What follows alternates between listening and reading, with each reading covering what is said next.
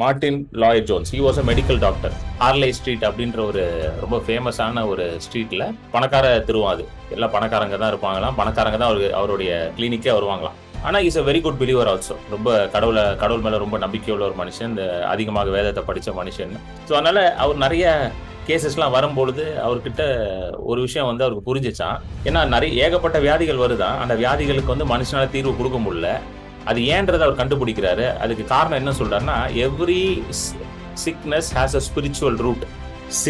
அதாவது சின்னு வந்து வியாதியை கொண்டு வருது, வியாதி வந்து வலியை கொண்டு வருது. ஸோ வியாதியோட கான்சிக்வன்ஸே வலி தான். ஸோ வியாதினால வலி வந்து எங்க இருந்து வருது? வியாதியிலிருந்து தான் வருது. இது ரெண்டுத்தையும் யார் எடுத்துக்கிட்டா? கல்வாரி சிலுவையில இயேசு கிறிஸ்து தன் மேல எடுத்துக்கொண்டார். எதுக்கு அவ்வளவு பிசிக்கல் டார்ச்சர் அவர் வந்து சகித்து கொண்டார்னா, உங்களுடைய வியாதி, உங்களுடைய வலி எல்லாம் அவர் மேல போயிடுச்சு. That is the spiritual significance of the torture of Jesus Christ. குறித்த காலத்தில் கிறிஸ்து யாருக்காக மரித்தாரா? Christ died for the ungodly. இங்கிலீஷ்ல கரெக்டா வருது அன்காட்லி. தமிழ்ல அக்கிரமக்காரன். அன்காட்லினா என்னன்னா, people without God are ungodly. அதுதான் அன்காட்லி அர்த்தம். Justified by his blood. Justified என்னது? Just like I am without sin. அதுதான் ஜஸ்டிஃபைட். பாவமே இல்லாத ஒரு மனுஷனை போல நான் இருக்கிறேன்.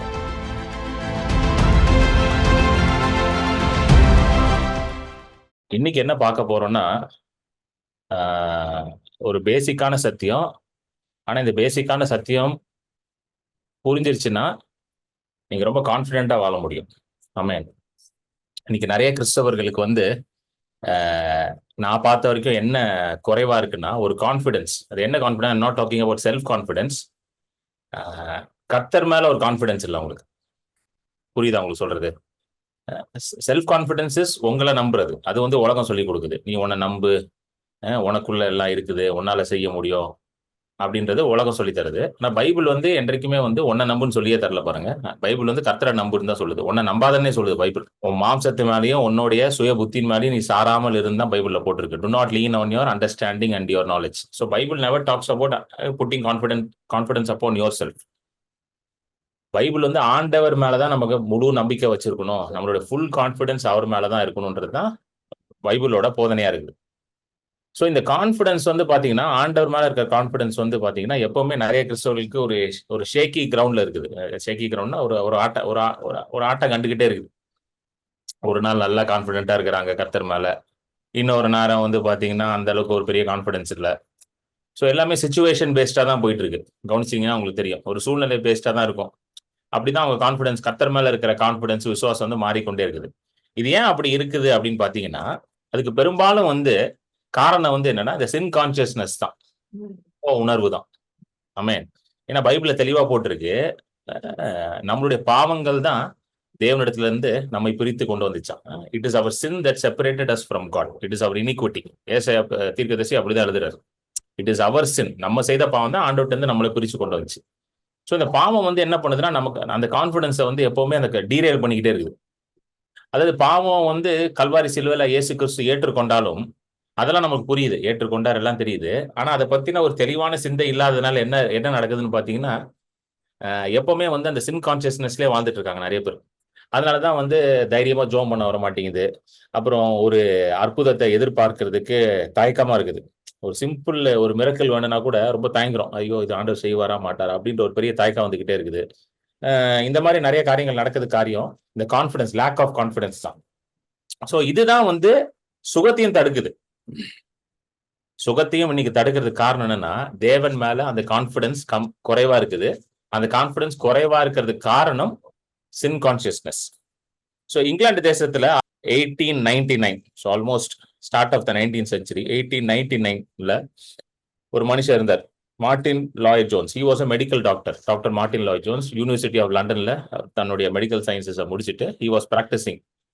எங்க பிராக்டிஸ் பண்ணிட்டு இருந்தாருன்னா, இந்த ராயல் பிசிஷியன்னா அந்த பிசிஷியன் வந்து he was handling the royal family. Royal family வந்து அவர்கிட்ட தான் போவாங்க. அந்த ராயல் பிசிஷியன் கிட்ட ஒரு அசிஸ்டன்ட் டாக்டரா இருந்திருக்கிறார், அசிஸ்டன்ட் பிசிஷியனா இருந்தாரு. ஹார்லே ஸ்ட்ரீட் அப்படின்ற ஒரு ரொம்ப ஃபேமஸான ஒரு ஸ்ட்ரீட்ல he was having his practice. பணக்கார தெருவம் அது. எல்லாம் பணக்காரங்க தான் இருப்பாங்களாம், பணக்காரங்க தான் அவருடைய கிளினிக்கே வருவாங்களாம். ஸோ 1927ல he was practicing after medical studies. ஆனா is a very good believer also. ரொம்ப கடவுள் மேல ரொம்ப நம்பிக்கை உள்ள ஒரு மனுஷன், இந்த அதிகமாக வேதத்தை படிச்ச மனுஷன், நிறைய ஜெபம் பண்ற மனுஷன். ஸோ அதனால அவர் நிறைய கேசஸ்லாம் வரும்பொழுது அவர்கிட்ட ஒரு விஷயம் வந்து அவருக்கு புரிஞ்சிச்சான். இது எல்லாத்துக்கும் பதில் வந்து கர்த்தருடைய ரட்சிப்பு மட்டும்தான் அப்படின்ற ஒரு வெளிப்பாடு அவர் வந்திருக்கு. ஏன்னா நிறைய ஏகப்பட்ட வியாதிகள் வருதான். அந்த வியாதிகளுக்கு வந்து மனுஷனால தீர்வு கொடுக்க முடியல. அது ஏன்றத அவர் கண்டுபிடிக்கிறாரு. அதுக்கு காரணம் என்ன சொல்றாருன்னா, every sickness has a spiritual root அப்படின்ற அந்த காரணத்தை தான் அவர் கண்டுபிடிக்கிறார். எல்லா வியாதிக்கும் ஒரு ஆவிக்குரிய காரணமும் இருக்குது. அந்த ஆவிக்குரிய காரணம் என்னன்னா பாவம். அந்த பாவம் என்ற வேர் இருக்கிறதுனால தான் என்ன நடக்குதா? வியாதி வருது. அதனால பாவத்தை நம்ம சரி செய்யாமல், பாவத்தை வேரோடு புடுங்கி எடுக்காம, ஒரு மனுஷன முழுமையான சுகத்துக்குள்ள நடத்த முடியாது. அப்படின்ற ஒரு வெளிப்பாடு அவருக்கு வருது. சோ நான் என்னதான் மெடிக்கல் பிராக்டிஸ் பண்ணாலுமே, என்னதான் நிறைய படிச்சிருந்தாலுமே, என்னதான் நான் மருந்து குடுத்தாலுமே, அது வேலை செய்யாது. ஏன்னா பாவம் வந்து ஒரு மனுஷனுக்குள்ள இருக்கும் பொழுது, அந்த பாவத்திற்கான மருந்த குடுக்காத வரைக்கும் அவன் சுகத்தை பெற்றுக்கொள்ள முடியாது. அவன் வியாதியில திரும்ப திரும்ப வாழ்ந்து கொண்டே தான் இருப்பான்ற ஒரு பெரிய வெளிப்பாடு வந்தது. இது வந்தோனே அவர் என்ன பண்றாரு, 1927ல தன்னுடைய மெடிக்கல் பிராக்டிஸ்ல இருந்து வெளியே வந்து வேல்ஸ் அப்படின்ற ஒரு இடத்துக்கு போறாரு. வேல்ஸ்ல தான் அவர் பிறந்தாரு. வேல்ஸ் என்ற அந்த ப்ராவின்ஸ்ல தான் பிறக்கிறாரு. திரும்ப அவரோட சொந்த ஊரான வேல்ஸ்க்கு போறாரு. வேல்ஸுக்கு போய் ஊழியம் பண்ண ஆரம்பிக்கிறார். அங்க போய் அங்க இருக்க கோல் மைன்ஸ், இந்த நிலக்கரி சுரங்கம், அங்க இருக்கிற மக்கள் மத்தியில ஊழியம் பண்றாரு. ஊழியம் பண்ணி பெரிய எழுப்புதலே வந்துச்சு அப்படின்றாங்க. அந்த காலத்துல அவர் ஊழியம் பண்ணும்பொழுது நிறைய பேர் ரட்சிக்கப்பட்டாங்க. அதுக்கப்புறம் திரும்ப அவர் லண்டனுக்கே வரார். லண்டனுக்கு வந்து வெஸ்ட்மினிஸ்டர் சாப்பல் வந்து பக்கிங்ஹாம் பேலஸோட வாசல்ல இருக்கும். ராயல் ஃபேமிலிலாம் அங்கதான் அட்டன் பண்ணுவாங்க. எல்லா ராயல் ஃபேமிலி நோபல்ஸ், பெரிய பெரிய ஆட்கள்லாம் வெஸ்ட்மினிஸ்டர் சாப்பல்ல தான் அட்டன் பண்ணுவாங்க. அந்த வெஸ்ட்மினிஸ்டர் சாப்பல்ல he joins as a Presbyterian minister, ஒரு பாஸ்டரா வந்து ஜாயின் பண்றாரு. கிட்டத்தட்ட 30 வருஷம் அங்க வந்து அந்த வெஸ்ட்மினிஸ்டர் சாப்பல்ல ஊழியம் பண்ணாராம். வெள்ளிக்கிழமை பைபிள் ஸ்டடி நடத்துவாராம். யூஸ்வலா பைபிள் ஸ்டடிக்கெல்லாம் கூட்டமே வராது. நான் பார்த்திருக்கேன். பைபிள் ஸ்டடின்னு போட்டாலே என்ன வராது, கூட்டமே வராது. கவனிச்சிருக்கீங்களா? அற்புதம், விடுதலையாக்குற, சுகமளிக்கிற கூட்டம், தீர்க்க தரிசன கூட்டம்னா கூட்டம் பயங்கரமா வந்துடும். சரி, பைபிள் ஸ்டடின்னு போடுங்க, எவனும் வரமாட்டான். ஆனா மக்களுக்கு புரியல. பைபிளை படிச்சுக்கிட்டோன்னா எல்லா தீர்க்க தரிசனமும் வேலை செய்ய ஆரம்பிச்சிடும் வாழ்க்கையில. ஆமே, பைபிள்ல இருக்கிற ப்ராமிஸ் புரிஞ்சிருச்சுன்னா எல்லா தீர்க்க தரிசனமும் என்னது, ஆம் என்றும் ஆமேன் என்று இருக்குன்னு போட்டிருக்கு. All promise are yes and amen. அந்த அந்த காலத்துல பாருங்க, இவரோட பைபிள் ஸ்டடிக்கு 2000 பேர் வருவானா வெள்ளிக்கிழமை. இங்கிலாந்து தேசத்துல லண்டன்ல 2000 பேர் வருவானா. ரொம்ப பவர்ஃபுல் டீச்சர். அவரோட டீச்சிங்ஸ்லாம் ஆன்லைன்ல இருக்கு, நீங்க போய் பார்க்கலாம். எஸ்பெஷலி ரோமன்ஸ்ல எல்லாம் வந்து அவர் பயங்கர பவர்ஃபுல் டீச்சிங். அவருக்கு ரோமன்ஸ், கலேஷியன்ஸ் அதெல்லாம் நீங்க போய் பார்க்கலாம். ஆன்லைன்ல போயிட்டு மார்ட்டின் லாய்ட் ஜோன்சன் டைப் பண்ணாலே வருது. அவரோட தனி வெப்சைட்டை வச்சிருக்காங்க, ஒரு ட்ரஸ்டே வச்சிருக்காங்க அவருக்கு. அதுல அவரோட டீச்சிங்ஸ்லாம் நீங்க பார்க்கலாம். சோ இவர் என்ன சொல்றாருன்னா, பாவத்தை அட்ரஸ் பண்ணாத வரைக்கும், இவர் சொல்லல, இவர் பைபிள்ல இருந்து படிச்சு வெளிப்பாட்டோட சொல்றாரு, பாவத்தை நீ அட்ரஸ் பண்ணாத வரைக்கும் வியாதியை நீ என்ன பண்ண முடியாது, சரி செய்ய முடியாது. You cannot fix sickness unless you address sin. Amen. புரியுதுங்களா? பாவத்தை வேரோட புடுங்கி எடுக்காத வரைக்கும் வியாதி என்ன பண்ண முடியாது, சரி செய்ய முடியாது. சோ இப்ப இயேசு வந்து பாவத்தை கல்வாரி சிலுவையில சுமந்த பிறகும் ஏன் எனக்கு வியாதி இன்னும் இருக்குது? இதுதான் நிறைய பேருக்கு பிரச்சனை. கரெக்டா? நம்ம எல்லாரும் ரசிக்கப்பட்டிருக்கோம், எல்லாரும் அந்நிய பாஷை பேசுறோம், எல்லாரும் ஒழுங்கா சபைக்கு போறோம், பைபிள் படிக்கிறோம், எல்லாம் பண்றோம். பாவம் மன்னிக்கப்பட்டுருச்சு அப்படின்றத நம்புறோம், விசுவாசிக்கிறோம். ஆனாலும் we still struggle with this. கரெக்டா? இது ஒரு ஸ்ட்ரகிள் இருந்துகிட்டே இருக்குது. அதுக்கு ஒரு மெயின் ரீசன் நான் என்ன கண்டுபிடிச்சேன் அப்படின்னா, the gospel is not presented in the complete form. அதாவது முழுமையாக சுவிசேஷத்தை சொல்லாததுனால, பிரதிபலிக்காததுனால நிறைய பேருக்கு இந்த வியாதி பிரச்சனை இருந்துகிட்டே இருக்குது. ஆமென். ஏன்னா காஸ்பல் சொல்லும் போது என்ன சொல்றோம், நம்ம யூஸ்வலா என்ன காஸ்பல் சொல்லுவாங்கன்னா, இயேசுவை ஏற்றுக்கொள்ளு, நீ நிச்சயமா ஒரு நாள் எங்க போயிருவ, பரலோகத்துக்கு போயிருவ, உன் பாவத்தெல்லாம் மன்னிச்சு அவர் பரலோகத்துக்கு கொண்டு போயிருவாரு. ஏன்னா வேர்ல்டுல இருக்கிற எல்லா ரிலிஜன்ஸும், all major religions believe in one thing. உலகத்துல இருக்க எல்லா மதங்களும் ஒரு காரியத்தை நம்புது, என்னன்னா பரலோகம், சொர்க்கம் அப்படின்ற ஒரு காரியத்தை நம்புது. சில ரிலிஜன்ல என்ன சொல்றாங்கன்னா, இந்த வாழ்க்கையில நீ நல்லா வாழ்ந்த, ஒரு ஒழுக்கமான வாழ்க்கையை வாழ்ந்து, ஒரு ரைச்சஸ் லைஃப் ஒரு வாழ்ந்தனா, அடுத்த பிறவியில நீ எப்படி இருப்ப, நல்லா இருப்ப. இந்த பிறவியில நீ வந்து சரியா வாழலன்னா அடுத்த பிறவியில நீ வேற மாதிரி இருப்ப, கஷ்டப்படுவ அப்படின்னு சில மதங்கள்ல சொல்றாங்க. சோ ஒவ்வொரு மதமும் என்ன சொல்லுதுன்னா, there is life after this life அப்படின்னு தான் எல்லா மதங்களும் சொல்லுது. கரெக்டா? you go to any religion talks about life after life. ஆனா கிறிஸ்டியானிட்டில we don't talk about life after life, we talk about eternal life. நல்லா புரிஞ்சுக்கணும். இப்ப உலக மதங்கள்ல என்ன சொல்லுது, இங்க நீ நல்லா இருந்தா அடுத்த லைஃப்ல உனக்கு போனஸ் பாயிண்ட் மாதிரி கொடுத்து கொஞ்சம் பெட்டரா இருப்ப. நீ இங்க ஓவரா அட்டூழியம் பண்ணிட்டு இருந்தா அடுத்த இதுல ரொம்ப மோசமான இதை கொடுத்துருவாங்க, ஒரு மோசமான ஒரு லைஃப் உனக்கு வந்துடும் அப்படின்னு. But Christianity talks about eternal life with Christ. அதனால ஜான் 3:16 ரொம்ப தெளிவா போட்டிருக்கு, whosoever believes in him, அவரை விசுவாசிக்கிறவர்கள் யாரும் கெட்டு போகாமல் நித்திய ஜீவனை அடைவார்கள். ஆமென். சோ நித்திய ஜீவன் என்ற அந்த காரியமே வந்து ஏதோ நம்ம இறந்த பிறகு, நம்ம மரித்த பிறகு பரலோகத்துல போய் ஸ்டார்ட் ஆகுற ஒரு காரியம் கிடையாது. நித்திய ஜீவன் எங்க ஸ்டார்ட் ஆயிடுச்சு? இங்க ஸ்டார்ட் ஆயிடுச்சு. நீங்க ரட்சிக்கப்பட்டீங்க பாத்தீங்களா, அன்றைக்கே நித்திய ஜீவன் உங்களுக்கு ஸ்டார்ட் ஆயிடுச்சு. இட்டர்னல் லைஃப் ஸ்டார்ட் ஆயிடுச்சு. சோ நான் பல வருஷத்துக்கு முன்பதாக ரட்சிக்கப்பட்டேன். என்னுடைய நித்திய ஜீவன் அன்றைக்கே ஸ்டார்ட் ஆகி it continuous even after my journey is completed on earth. அதாவது என்னுடைய உலகத்துல இருக்க பயணம் முடிஞ்ச பிறகும் அது கண்டினியூ ஆகுது கர்த்தரோட. அதுதான் நித்திய ஜீவன். ஆனா என் ஜேர்னி எப்போ ஸ்டார்ட் ஆச்சு? என்னுடைய அந்த பயணம் கர்த்தரோட நடக்கிற பயணம் எப்போ ஸ்டார்ட் ஆச்சு? பல வருஷத்துக்கு முன்பதாக நான் ரட்சிக்கப்படும் போதே அது ஸ்டார்ட் ஆயிருச்சு. உங்களுக்கும் அது ஸ்டார்ட் ஆயிருச்சு. ஸோ நீங்க எல்லாருமே இப்போ அந்த லைஃப்குள்ள தான் இருக்கிறீங்க. அதனாலதான் இயேசு கிறிஸ்து வந்து என்ன சொல்றாரு? யோவான் 10:10 நான் ஜீவனை கொடுக்க வந்தேன், அந்த ஜீவன் பரிபூர்ணமாகும்படி வந்தேன். I gave to give life and life in abundance. So இயேசு வந்து கல்வாரி சிலுவையில நமக்கு ஜீவனை கொடுத்தார். ஸோ இயேசுவை ஏற்றுக்கொள்ளும் பொழுது அந்த ஜீவன் நமக்குள்ள வந்துருது. இப்போ அந்த நித்திய ஜீவனுக்குள்ளதான் நீங்களும் நானும் வாழ்ந்து கொண்டிருக்கிறேன். அது என்ன ஆகுதுன்னா கண்டினியூ ஆகும். அப்படியே மரித்த பிறகு பரலோகத்துல அப்படியே கண்டினியூ. ஆனா இன்னைக்கு நீங்க இயேசுவோட தான் வாழ்ந்து கொண்டு இருக்கிறீங்க. இயேசு உங்களுக்குள்ளதான் வாழ்ந்து கொண்டிருக்கிறார். உங்களுக்குள்ள அவருடைய ஜீவன் இருக்கு. இப்போ இந்த அபண்டன்ட் லைஃபை நம்ம என்ஜாய் பண்ணணும். ஏன்னா இயேசு தெளிவா சொல்லிட்டாரு, நான் ஜீவனை கொடுக்க வந்தேன். அந்த ஜீவன் எப்படி இருக்குமா? அபண்டன்டா இருக்குமா? பரிபூர்ணமா இருக்குமா? ஒரு குறைவும் இருக்காதான். எல்லாமே இருக்கிற மாதிரி இருக்கணுமா? ஆவியா, ஆத்மா, சரீரம், உங்களுடைய பிள்ளைகளோட வாழ்க்கை, கெரியர், பினான்ஸ் எல்லாமே எப்படி இருக்கணும்? பரிபூர்ணமா இருக்கணும். Every thing should be complete.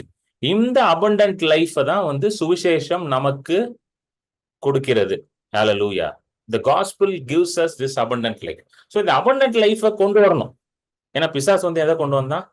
மரணத்தை கொண்டு வந்தான். நல்லா புரிஞ்சுக்கணும். மரணம் தேவனுடைய சித்தம் கிடையாது. பாவத்தின் நிமித்தம் தான் மரணம் வந்துச்சு. பவுல் எழுதுறாரு, பாவத்தின் சம்பளம் மரணம். சோ பாவம் தான் மரணத்தை கொண்டு வந்துச்சு. தேவன் வந்து ஜீவனை தான் கொண்டு வராரு. ஜீவன் மரணத்தை பிறப்பிக்காது. The life cannot bring death and God is not the author of death.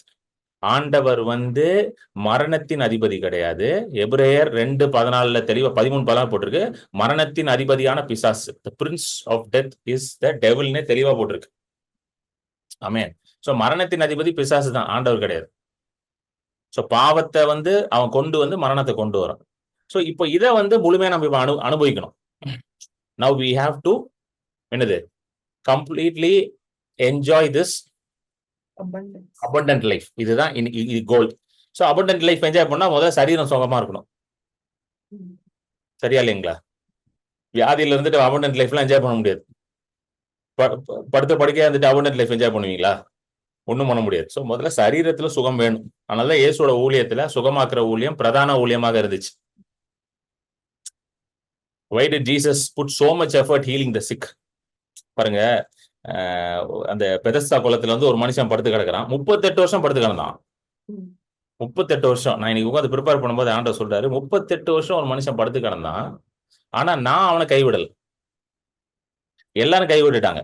ஏன்னா அந்த மனுஷன் சொல்றான் பாத்தீங்களா, எனக்கு உதவி செய்யறதுக்கு யாருமே கிடையாது. அந்த குளம் வந்து அந்த குளத்துக்குள்ள வந்து தூதன் வந்து கலக்கும் பொழுது என்னை தூக்கிட்டு போய் போறது கூட யாரும் கிடையாது. ஏன் அவருக்கு ஹெல்ப் பண்ணிருக்க மாட்டாங்கன்னு எனக்கு தோணுச்சுன்னா, 38 வருஷம் படுத்திருக்காருன்னா கண்டிப்பா என்ன பண்ணிருக்கணும்? சீனியாரிட்டி படி அவர் தூக்கிட்டு போய் போட்டிருக்கணும் உள்ள. ஆனா ஏன் பண்ணிருக்க மாட்டாங்கன்னா, எல்லாருமே கைவிட்டு இருப்பாங்க. டேய், நீ போய் குளத்துல விழுந்து என்ன ஆக போகுது? உன்னோட வியாதி சரியா ஆகாது. நீ குளத்துல விழுந்தாலும் சரி, என்ன விழுந்தாலும் சரி, உன்னோட பாவம் பெருசு, நீ பெரிய பாவியா இருக்கிற, உனக்கு வந்து இதெல்லாம் ஒண்ணும் நடக்காது அப்படின்னு சொல்லி அவனை கண்டம் பண்ணி படுக்க வச்சிருந்திருப்பான். அதான் 38 வருஷம் படுத்திருந்திருக்கான். ஆனா இயேசு பாருங்களேன், இப்போ 38 வருஷம் படுத்திருக்க மனுஷனை தான் தேடி போறாரு. அந்த குளத்துல அநேக வியாதியஸ்ல இருந்தாங்கன்னா இந்த லிஸ்ட்ல இருக்குது. நீங்க போய் யோவான் 5 இந்த முதல் வருஷம் படிச்சீங்கன்னா நிறைய வியாதியஸ்ல இருந்தாங்களாம். ஆனா இயேசு இவனை தான் போய் தேடி போய், நீ சுகமாக்க விரும்புறாயா, சுகமா இருக்க விரும்புகிறாயா அப்படின்னு கேட்கிறாரு. Do you want to be healed அப்படின்னு கேட்கிறாரு. அப்பனா ஆண்டவருடைய சுவிசேஷத்துல சுகம் வந்து ரொம்ப முக்கியமான ஒரு பங்கு இருக்குதுல. Amen. Divine healing is very very important in the gospel. Without healing there is no gospel. தெய்வீக சுகம் இல்லாமல் சுவிசேஷம் கிடையாது. நல்லா புரிஞ்சுக்கணும் நீங்க. ஹல்லேலூயா. Without healing there is no gospel. நீங்க ஹீலிங் இல்லாம gospel present பண்ணா that is not a gospel at all actually. இயேசுவோட மாடல் தான் சரியான presentation of the gospel. Amen. So இந்த ஏசாயா புத்தகத்துல வந்து பாத்தீங்கன்னா இதை பத்தி ரொம்ப தெளிவா ஏசாயா தீர்க்கதரிசி எழுதியிருக்கிறாரு. ஏசாயா புஸ்தகத்தை பத்தி சில டீட்டெயில்ஸ் சொல்றேன். Very interesting details. டோட்டலா பைபிள்லேயே வந்து பாத்தீங்கன்னா 66 புஸ்தகம் இருக்கு. 66 புக்ஸ் இருக்கு. அல்ல ஓல்ட் டெஸ்ட்மெண்ட்ல 39, நியூ டெஸ்ட்மெண்ட்ல 27 புஸ்தகம் இருக்குது. ஏசாயா புஸ்தகம், அதாவது புக் ஆஃப் ஐசாயாலையும் பாத்தீங்கன்னா 66 சாப்டர் இருக்கு. கவனிச்சிருக்கீங்களா? 66 சாப்டர்ஸ் இருக்கு. ஸோ ஐசாயா புக்கை வந்து என்ன சொல்றாங்கன்னா, பைபிள்குள்ள ஒரு பைபிள்ன்றாங்க தியாலஜியன்ஸ்லாம். It is a Bible inside the Bible. It is a mini Bible மாதிரி 66 புஸ்தகங்கள் இருக்கு. அதுல முதல், அதாவது first 39 it denotes the Old Testament. தியாலஜியன்ஸ் வந்து அதை படிச்சு இதை சொல்றாங்க. இதை நான் இது தியாலஜியன்ஸ் வந்து நீங்க படிச்சதை நான் சொல்றேன் உங்களுக்கு, சரிங்களா? அதை ஸ்டடி பண்ணி இதை நான் சொல்லிட்டு இருக்கேன் உங்களுக்கு. முதல் 39 புஸ்தகங்கள் வந்து ஓல்ட் டெஸ்ட்மெண்ட்டை குறிக்குது. அடுத்த 27 புஸ்தகங்கள் வந்து நியூ டெஸ்ட்மெண்ட்டை குறிக்குது. ஆமேன். அந்த 27லயும் தியாலஜியன்ஸ் எப்படி பிரிச்சிருக்காங்கன்னா, அந்த முதல் 39 புஸ்தகம், ஸோ 40ல இருந்து ஓல்ட் நியூ டெஸ்ட்மெண்ட் ஸ்டார்ட் ஆகுது பாத்தீங்களா? அந்த 40ல இருந்து 48வது சாப்டர், 40 to 48 சாப்டர் வந்து இஸ்ரவேலோட விடுதலையை பத்தி பேசுறேன். டெலிவரன்ஸ் ஆஃப் இஸ்ரேல், அதை பத்தி பேசுது. அடுத்தது 49ல இருந்து 57 வந்து இஸ்ரவேலோட டெலிவரரை பத்தி பேசுது. டெலிவரர் யாரு? இயேசு கிறிஸ்து. மேசியா வந்து இயேசு கிறிஸ்து, அவரை பத்தி பேசுது. 58ல இருந்து 66 வந்து இஸ்ரவேலோட மகிமையான எதிர்காலம், the glorious future of Israel. So இஸ்ரேல்னோன்னா நீங்க வெறும் இஸ்ரேலை மட்டும் யோசிக்க கூடாது. இன்றைக்கு நம்மளும் எதுக்குள்ள வந்துட்டோம்? ஆபிரகாமின் சந்ததிக்குள்ள வந்துட்டோம். So we have been delivered from sin by the deliverer, the Messiah, Jesus Christ, and now we have a glorious future. நல்லா புரிஞ்சுக்கோங்க. ரட்சிக்கப்பட்ட ஒவ்வொருத்தருக்கும் இருக்கிற எதிர்காலம் என்ன தெரியுமா? glorious future. இது நல்லா புரிஞ்சுக்கணும் நீங்க. You have to take this into your mind today. இதை நீங்க இன்னைக்கு உங்க மண்டையில நல்லா ஏத்திக்கோங்க. உங்களுக்கு ரட்சிக்கப்படும் போது என்ன சொன்னாங்கன்னு எனக்கு தெரியல. ஆனா நான் பைபிளை படிக்கும் போது எனக்கு ஆண்டவர் காட்டினது என்னன்னா, ரட்சிக்கப்பட்டுட்டேன்னா உன்னோட எதிர்காலம் குளோரியஸா தான் இருக்கும். உன் எதிர்காலம் எப்படி இருக்கணும்? மகிமையா தான் இருக்கணும். உன் எதிர்காலம் வெளிச்சமா தான் இருக்கணும். உன் எதிர்காலத்துல இருள் இருக்க முடியாது. இன்றைக்கு வேணா நீங்க இருளை பார்க்கலாம், இன்றைக்கு வேணா நீங்க தாழ்வை பார்க்கலாம். ஆனா நான் சொல்றேன், உங்க எதிர்காலத்துல நீங்க மகிமையை தான் பார்க்கணும். நீங்க உங்க எதிர்காலத்துல ஆசீர்வாதத்தை பரிபூர்ணமா அனுபவிக்கணும். ஹல்லேலூயா. இதுதான் வந்து ரட்சிக்கப்பட்ட கிறிஸ்தவன் ஒவ்வொருத்தருக்கும் ஆண்டவர் கொடுத்திருக்கிற ஒரு பெரிய ஸ்லாக்கியம். A privilege of every born again believer is a glorious future. So இன்னைக்கு வந்து நிலைமை மோசமா இருந்தா நீங்க என்ன தெரியுமா சொல்லணும்? Today I might not see what God has for me. இன்னைக்கு நான் பார்க்காம இருக்கலாம், ஆனா நாளைக்கு நான் நிச்சயமா பார்ப்பேன் அப்படின்னு நீங்க சொல்லி பாருங்க. நான் சொல்றேன், நாளைக்கு நீங்க பாத்துருவீங்க. இன்னைக்கு எனக்கு தெரியலங்க. இன்னைக்கு வந்து பிரச்சனை வந்து ஒரு இருளை போல என்னை சுத்தி இருக்குது. ஒரு கார் மேகத்தை போல சூழ்ந்து இருக்குது பிரச்சனை. ஆனா கர்த்தருடைய மகிமையின் ஒளி உங்கள் மேல வீசி கொண்டு இருக்கிறது. ஹல்லேலூயா. ஆமென். அந்த மகிமையின் ஒளி உங்க மேல வீசி கொண்டு இருக்கிறதுனால அந்த ஒளி வர வர அந்த கார் மேகம் எல்லாம் மறைந்து போகும். எப்படி சூரியனோட ஒளி வர வர பாத்திருக்கீங்களா? சூரியனோட ஒளி வர வர அந்த கிளவுட்ஸ் எல்லாம் அப்படியே மூவ் ஆயிட்டே இருக்கும். Finally, every cloud will move to reveal the sun's glorious light. எல்லா மேகங்களும் விலகி என்ன எதை கொண்டு வருமா? பூமிக்கு அந்த சூரியனோட மகிமையான ஒளி பூமிக்குள்ள வருமா? அதே போலதான் நான் சொல்றேன், கர்த்தருடைய மகிமை உங்கள் மேல உதித்தது. Hallelujah. The glory of the Lord has risen upon. இதான் ஏசாயா எழுதுறார். எலும்பி பிரகாசு, கர்த்தருடைய மகிமை உன் மேல உதிச்சிருச்சு. சோ இன்னைக்கு உங்க மேல இருக்கிற மகிமை வந்து கர்த்தருடைய மகிமை, உங்க மகிமை கிடையாது. It's not your glory. You need to clearly understand. அந்த வசனத்தை போட்டு விஜய். ஏசாயா 60.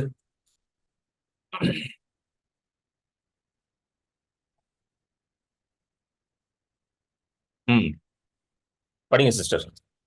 எழும்பி பிரகாசி, உன் ஒளி வந்தது, கர்த்தருடைய மகிமை உன்மேல் உதித்தது. கர்த்தருடைய மகிமை உன்மேல் உதித்தது. சொல்லுங்க, கர்த்தருடைய மகிமை என் மேல் உதித்தது. ஹல்லேலூயா. உதிக்க போது கிடையாது, உதித்தது. ஹல்லேலூயா.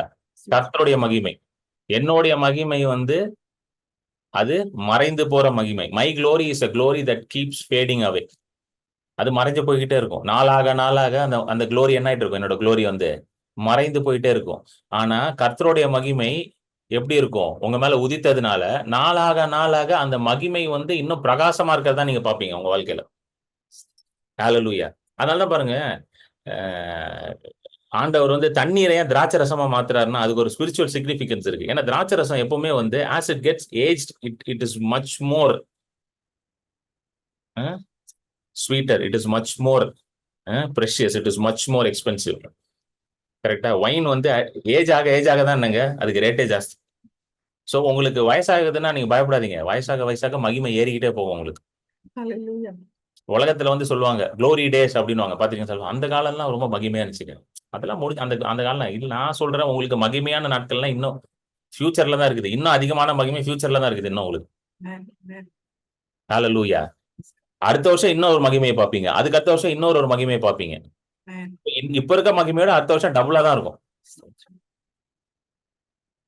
உலகத்துல இருக்கிற க்ளோரி வந்து ஃபேட் ஆயிரும். அதனால தான் எல்லாரும் வந்து தோஸ் வேர் க்ளோரி டேஸ் அப்படின்னுவாங்க. அதெல்லாம் ஒரு மகிமையான நாட்கள்ங்க. அப்பனா இப்பெல்லாம் அப்படிலாம் இல்லைங்க அப்படின்னுவாங்க. நீங்க அப்படி சொல்ல மாட்டீங்க. நீங்க எப்படி நம்ம சொல்லுவீங்க? 10 வருஷத்துக்கு முன்னாடி இருந்த மகிமையோட இப்ப நான் 10 மடங்கு அதிக மகிமையோட இருக்கிறேங்க. இன்னும் 20 வருஷம் கழிச்சு இன்னும் அதிகமா இருப்பாங்க. அப்படிதான் நீங்க சொல்லுவீங்க. ஹalleluya. ஆமென். சோ கர்த்தருடைய மகிமையே உங்க மேல உதித்திருச்சான். So God's glory has already risen upon you. அது ஏற்கனவே உதித்து விட்டது. அது உங்களுடைய ரட்சிக்கப்பட்ட புது சிருஷ்டிக்குள்ள இருக்குது. You are carrying God's glory inside of you. ஆமென்.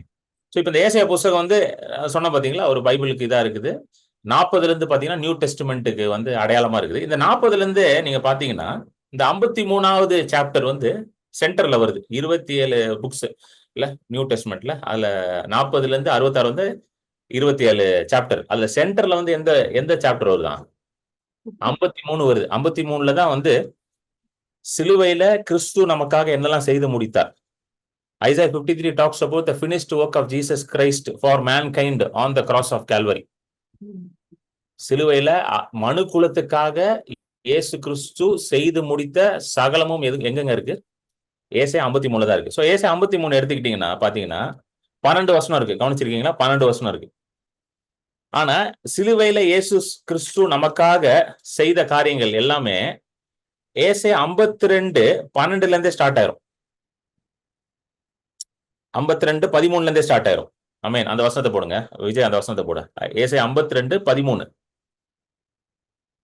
இதோ என் தாசன் ஞானமாய் நடப்பார், அவர் உயர்த்தப்பட்டு மேன்மையும் மகா உன்னதமுமாய் இருப்பார். இந்த 13வது வசனத்துல இருந்தே என்ன ஸ்டார்ட் ஆயிருச்சுன்னா, இயேசு கிறிஸ்து நமக்காக கல்வாரி சிலுவையில என்னெல்லாம் செய்தார்ன்றது அந்த லிஸ்ட் அப்படியே ஸ்டார்ட் ஆகி அது அப்படியே 53ல ஃப்ளோ ஆகி 53ல 12வது வசனத்துல முடியுது. சோ 53ல 12 வருஷம், இதுல 3 வசனம் சேர்த்தா எத்தனை வசனம் வருது? 15 வசனம் வருது.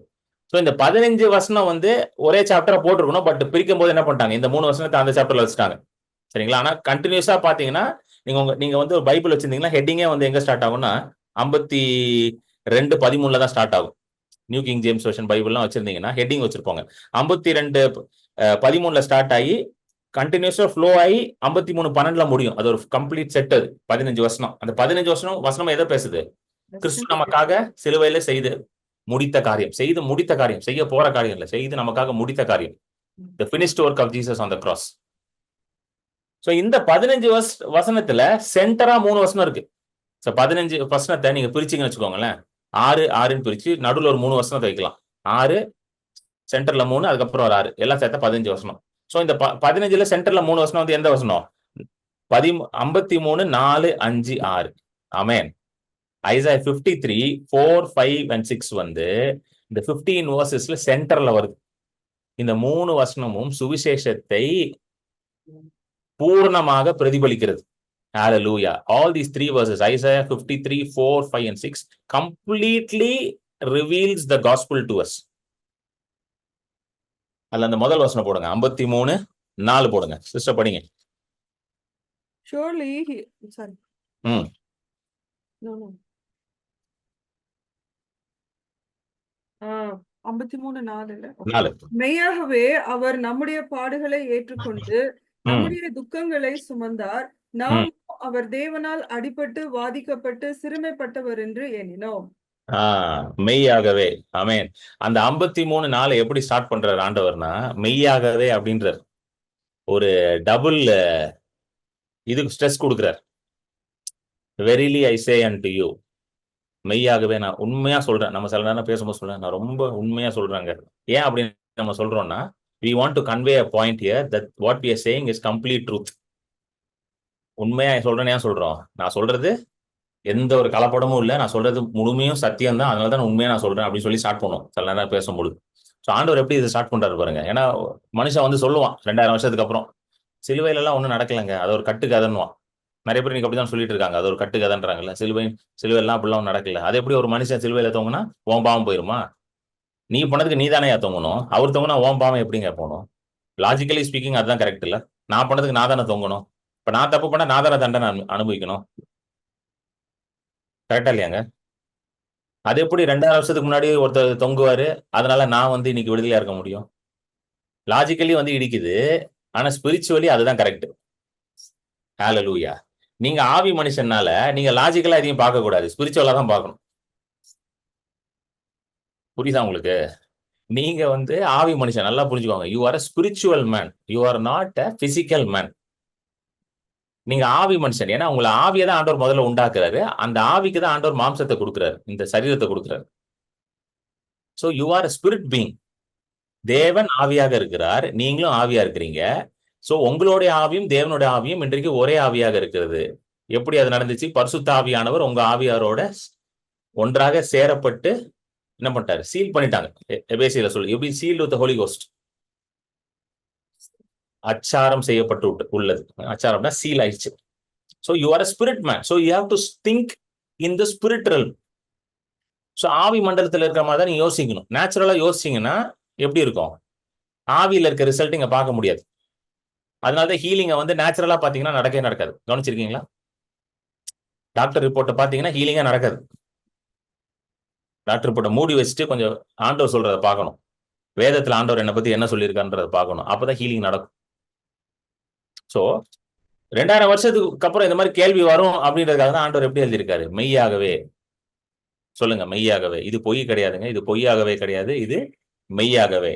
என்ன பண்ணாரா? மெய்யாகவே அவர் நம்முடைய பாடுகளை ஏற்றுக்கொண்டு நம்முடைய துக்கங்களை சுமந்தார். இது எப்படி எழுதிட்டாங்கன்னா, பாடுகள் துக்கங்கள் எழுதிட்டாங்க. இந்த பாடுகள் துக்கம் எல்லாமே வந்து இட்ஸ் அன் இமோஷனல் திங். ஒரு ஒரு பிசிக்கலா கிடையாதுல்ல. பாடு துக்கம் எல்லாம் ஒரு இமோஷனலா சைக்கலாஜிக்கல் நடக்கிறது. துக்கமா இருக்கணும் அப்படின்னா மனசுல துக்கமா இருக்குன்னு அர்த்தம். ஆனா ஒரிஜினலுக்கு ஹீப்ரூ பைபிள்ல போய் நீங்க பாத்தீங்கன்னா, அந்த கிரீக்ல கிரீஃப் அப்படின்னு இங்கிலீஷ்ல வந்து எப்படி வருதுன்னா, surely has borne our grief, பாடுகள்னு வருது இல்ல, அந்த வார்த்தை வந்து கோலே அப்படின்ற ஒரு வார்த்தை யூஸ் பண்றாங்க. கோலேன்ற வார்த்தை வந்து டிசீஸ் அண்ட் சிக்னஸ். அந்த வசனத்தை போடுங்க, டிஸ்பிளே பண்ணுங்க. கோலேன்ற வார்த்தை வந்து இந்த பாருங்க, ஆம்பிளிஃபைட் பைபிள்ல கரெக்டா போட்டிருக்காங்க. Surely has borne our grief, மெய்யாகவே நம்முடைய பாடுகள். பாடுகள் வந்து எதான்? Sickness, weakness. சிக்னஸ் எங்க இருக்குங்க? பாடியில இருக்கும். Disease and sickness. இந்த கோலேன்ற வார்த்தை வந்து எங்க யூஸ் பண்றாங்கன்னா, டியூட்ரானமி 7:15 யூஸ் பண்றாங்க. அந்த வசனத்தை போடு விஜய். டியூட்ரானமி, உபாகமம் 7:15.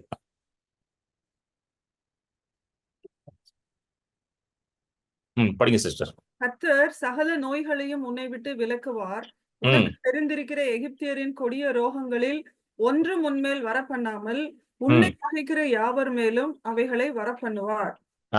கர்த்தர் சகல நோய்களையும் அப்படின்னு வருது. அந்த Lord will take away from you all sickness and none of the evil disease. அந்த வார்த்தை வந்து கோலே.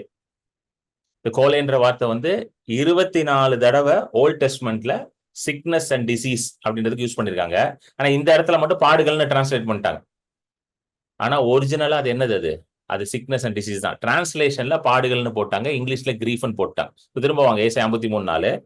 surely has borne your griefs and carried your sorrows. sorrowsனா துக்கம் போட்டாங்க. கரெக்டா? துக்கம் போட்டு, அந்த துக்கம் வந்து என்னன்னு பாத்தீங்கன்னா, அதோட ரூட் வேர்ட் என்னன்னா மக்கோப். மக்கோப்னா pain and physical suffering. Pain and அது வந்து ஆம்பிளிஃபைட்ல கரெக்டா போடும். Carried our sorrows and pains அப்படின்னு போட்டாங்க. பெயின்னா எங்க? சரீரத்துல வலிக்கும். சோ வியாதி இருந்தா வியாதி கூட என்னங்க இருக்கும்? வலி இருக்கும். வியாதி சுகமானதா? கிடையாது. வியாதி இருக்கிற இடத்துல என்ன இருக்கும்? வலியும் இருக்கும். புரியுதுங்களா? எப்படி அழகா ஆண்டவர் பாருங்க சிலுவையில செஞ்சிருக்காரு பாருங்க. மெய்யாகவே உங்கள் வியாதிகளையும் பலவீனத்தையும் அது மட்டும் இல்லாம அதோட வலிகளையும் அவர் என்ன பண்ணாராம்? ஏற்றுக்கொண்டார். அப்படின்னா நீங்க வியாதியாவும் இருக்கக்கூடாது, நீங்க வலியிலையும் இருக்கக்கூடாது. ஹல்லேலூயா. பாருங்க எப்படி ஆண்டவர் அழகா யோசிச்சிருக்காரு பாருங்களேன். வியாதி, வலி, சின்னு, அதாவது சின்னு வந்து வியாதியை கொண்டு வருது, வியாதி வந்து வலியை கொண்டு வருது. ஸோ வியாதியோட கான்சிக்வன்ஸே வலி தான். ஸோ வியாதினால வலி வந்து எங்க இருந்து வருது? வியாதியில இருந்து தான் வருது. ஸோ வியாதியும் எடுக்கிறாராம், அதோட கான்சிக்வன்ஸ், அதோட ரிசல்ட்டான வலியும் எடுத்துக்கிட்டாராம். ஹல்லேலூயா.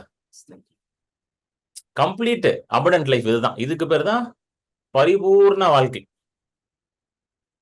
இது ரெண்டுத்தையும் யார் எடுத்துக்கிட்டா?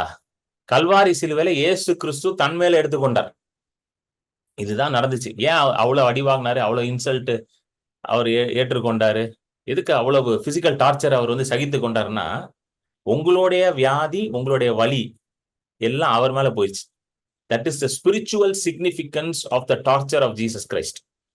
இயேசு கிறிஸ்துவை பிசிக்கலா துன்புறுத்துறதுக்கான ஆவிக்குரிய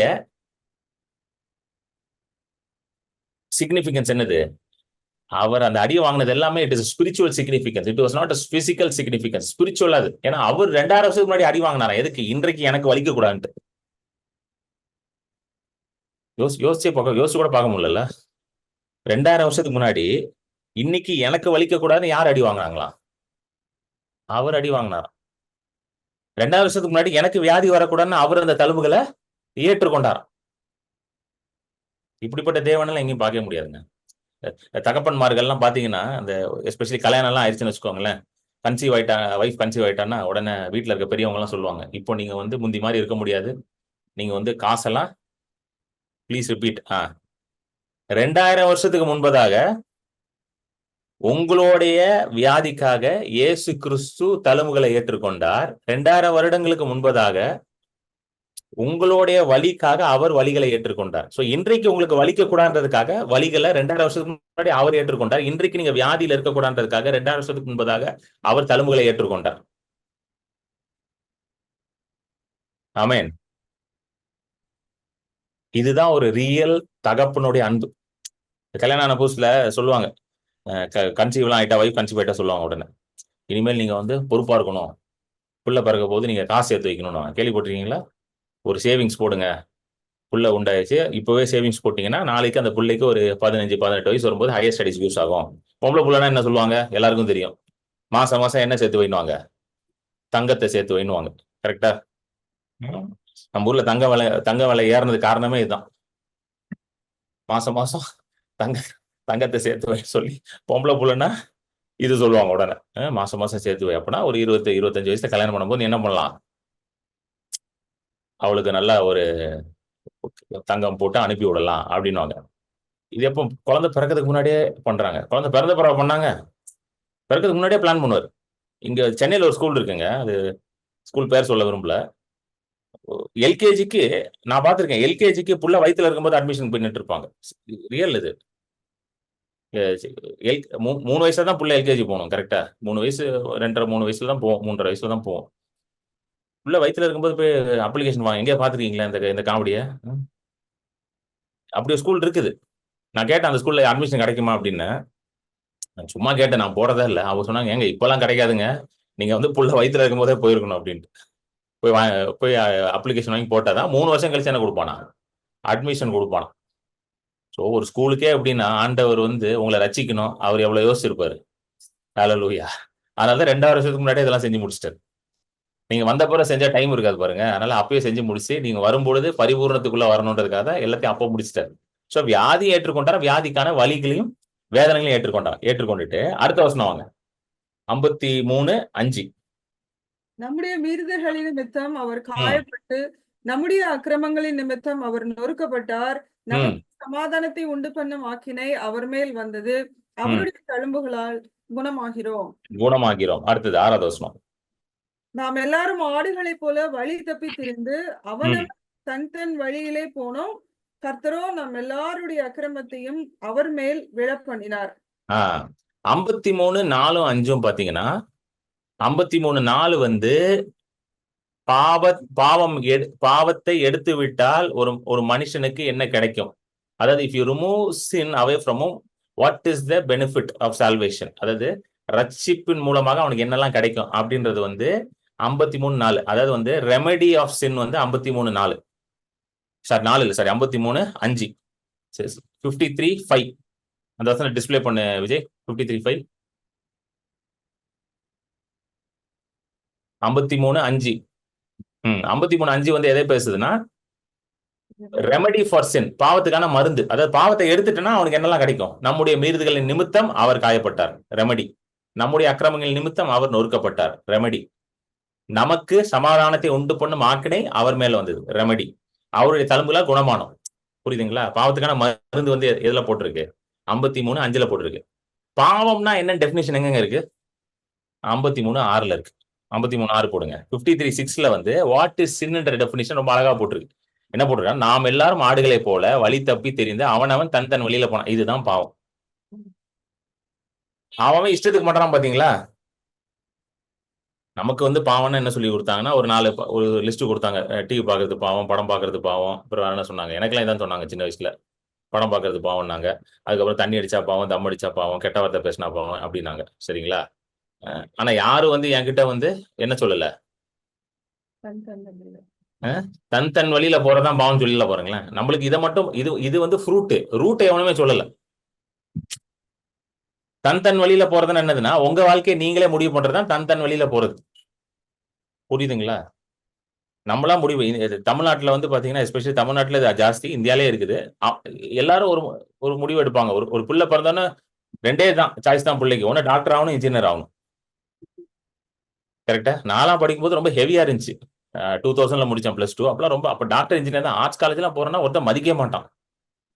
ஒருத்தர் சொன்னா ஆர்ட்ஸ் காலேஜ் படிக்கணும்னு, அவர் வந்து என்ன வாழ்க்கையில உருப்படணும்னு இருக்கியா இல்லையா நீ? ஆர்ட்ஸ் காலேஜ் போய் என்னதான் பண்ணுவ நீ அப்படின்ட்டாரு. நான் நினைச்சேன், அடப்பா விட, ஆர்ட்ஸ் காலேஜ்ல படிச்சா உருப்படவே முடியாது போல வாழ்க்கையில அப்படின்ட்டு. இன்ஜினியரிங் படிச்சாதான் வாழ்க்கையில முன்னேற முடியும், டாக்டர் படிச்சாதான். 2 சாய்ஸ் தான். இதுதான் தன் வழியில போறது. நியாயமா என்ன பண்ணணும்? ஆண்டவரே, என் புள்ள வந்து +2 போறான், அவனுக்கு நீங்க என்ன வச்சிருக்கீங்கன்றதை நீங்க காண்பீங்கப்பா. அவனுக்கு நீங்க ஒரு வழி வச்சிருக்கீங்க, அவனுக்கு ஒரு நல்ல எதிர்காலத்தை வச்சிருக்கீங்க, அவனுக்குன்னு ஒரு திட்டத்தை வச்சிருக்கீங்க. அதை நீங்க காட்டுங்க ஆண்டவர்னு கேட்டா ஆண்டவர் காட்ட போறாரு. ஆனா நம்ம என்ன தெரியுமா கேட்போம் ஆண்டவர்கிட்ட போய்? ஆண்டவரே 12th வந்துட்டான், இந்த மெடிக்கல் காலேஜ்ல சீட்டு கொடுங்க ஆண்டவரே. மெடிக்கல் காலேஜே நம்மளே சொல்லி அங்க நீங்க சீட்டு கொடுங்க ஆண்டவரே நான் அவட்ட கேட்டு. புரியுதுங்களா? ஆண்டவர் சொல்ல, டேய் அவனை நான் டாக்டராவே ஆக்கணும்னு நினைக்கலடா. அதெல்லாம் கிடையாது ஆண்டவரே, நான் முடிவு பண்ணிட்டேன். நீங்க என்ன ஆண்டவரே சொல்றது? நான் முடிவு பண்ணிட்டேன், என் பையன் டாக்டரா தான் ஆகணும். நான் ஆசைப்பட்டேன், எனக்கு கிடைக்கல, என் பையன் ஆயிரணும். ஏன்னா நான் சரியா படிக்கல, மார்க் கம்மியா எடுத்துட்டேன், என் பையன் எப்படியாவது படிச்சிடணும். இதுக்கு பேர் தான் என்னதுங்க? தன் தன். நினைச்சு பார்க்கல இதெல்லாம் தன் தன் வழியா இருக்கும்ட்டு. இதுக்கு பேர் தான் தன் தன் வழி. ஆனா இது பாக்குறதுக்கு பாவம் மாதிரி தெரியுதா? ஒண்ணும் தெரியலையா? இதுல என்ன தப்பு இருக்குது? ஏன் உங்க புள்ள டாக்டர் படிக்கிறதுன்னு நீங்க ஆசைப்பட தப்பு கிடையாதுங்க. உங்க புள்ள டாக்டர் படிக்கணும்னு ஆசைப்படுறது தப்பு கிடையாது. ஆனா ஆண்டவர் என்ன ஆசைப்படுறோம்னு கொஞ்சம் கேட்டீங்கன்னா அது கொஞ்சம் நல்ல மகிமையா இருக்கும். டாக்டர் ஆகிறதும் தப்பு கிடையாது, இன்ஜினியர் ஆகிறதும் தப்பு கிடையாது, எதுவுமே தப்பு கிடையாது. புரியுதா? ஆனா ஆண்டவர்கிட்ட கேட்டீங்கன்னா ஆண்டவர் சொல்லுவாரு, எப்பா இந்த பையனை டாக்டர் ஆக்கு, அந்த பையனை இன்ஜினியர் ஆக்கு, இந்த பையனை இதாக்கு அப்படின்னு அழகா சொல்லுவாரு. நம்ம மாத்தி மாத்தி ஆக்கிட்டு இருப்போம். டாக்டர் ஆக்குறவனை போய் இன்ஜினியர் ஆக்குறது, இன்ஜினியர் ஆக்குறவனை போய் டாக்டர் ஆக்குறது. அவர்கிட்ட கேட்டா அழகா காட்டுவாரு. ஏன்னா அந்த பிள்ளைக்குன்னு ஒரு பர்பஸ் வச்சிருக்காருல்ல, அந்த பிள்ளைக்குன்னு ஒரு பிளான் வச்சிருக்காருல்ல அவரு, அதை நிறைவேற்றுவார்ல அவரு. ஏசாயா தீர்க்கதரிசி சொல்றாரு, எப்பா உன்னை நான் தீர்க்கதரிசியா தான் வச்சிருக்கிறேன்ட்டாரு. அவன் போயிட்டு, இல்ல ஆண்டவரே எனக்கு தீர்க்கதரிசியெல்லாம் இருக்க முடியாது, நான் ராஜா வாங்கணும்னு சொல்ல முடியுமா? இதுதான் தன் வழியில போகுது. நானே முடிவு எடுத்துப்பேன். எனக்கு தெரியும், நான் நிறைய படிச்சு கிழிச்சிட்டேன், எனக்கு தெரியாத ஒண்ணும் இல்ல. ஆண்டவரே நான் சொல்றதை நீங்க செய்யுங்க, நீங்க சொல்றதெல்லாம் நான் செய்ய முடியாது. நான் பிரேயர் பாயிண்ட் வச்சுட்டேன், பிரேயர் பாயிண்ட்டுக்கு ஆன்சர் கொடுங்க. நிறைய பேர் தீர்க்க தரிசனத்தை இப்படிதான் எதிர்பார்க்கறாங்க. அவங்க மனசுல இருக்கிறத ஆண்டவர் சொல்லணும். சொல்லலைன்னா ஆண்டவர் அந்த தீர்க்கதரிசி தப்புங்க, தப்பா சொல்றாருங்க அவர் அப்படின்வாங்க. எனக்கு தெரிஞ்ச ஒருத்தர் அப்படி சொன்னாருங்க. அவருக்கு ஆண்டவர் தெளிவா சொன்னாரு இதை செய்யணும்ட்டு. எனக்கு ரியலா நினைச்ச ஒரு நபருக்கு தெளிவா சொன்னாரு செய்யணும்ட்டு. அவர் என்ன சொல்லிட்டாரு, இல்ல இல்ல இல்ல ஏன்னா அவரு தீர்க்கதரிசி தப்பா சொல்லிட்டாருங்க, அவர் தப்பா சொல்லிட்டாரு அப்படின்ட்டு கடைசியில இப்ப மாட்டிட்டு முடிச்சுக்கிட்டு இருக்காரு.